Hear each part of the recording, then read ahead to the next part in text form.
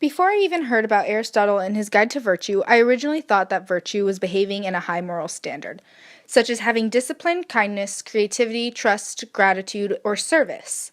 For example, someone who acts kind to others who may be having a bad day could be considered virtuous, or those who volunteer their service to others in need are acting virtuously.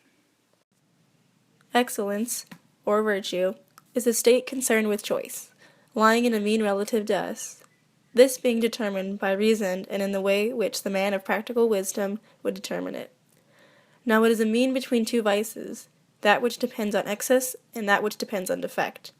And again, it is a short mean because the vices respectively fall short of or exceed what is right in both passions and actions, while excellence both finds and chooses that which is intermediate. I believe to achieve virtue you need to live a great life. I think that is one's personal opinion as to what a great life is, but whatever it is, you must live it.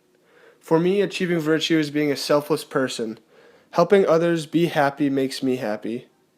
Doing things for others keeps me selfless. And to help me get to a virtuous life, I need to practice virtuous acts like doing nice things for other people.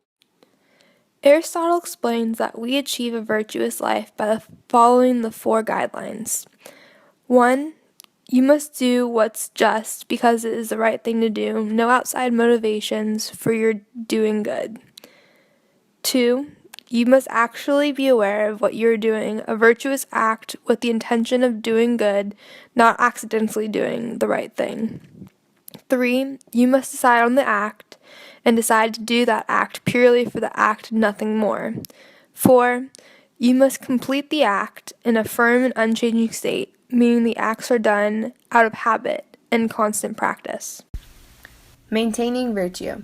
Aristotle said, "We are what we repeatedly do."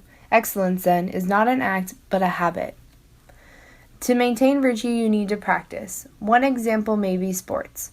I have been playing softball since I was 4 years old. The amount of time I spent practicing may be what Aristotle was referring to.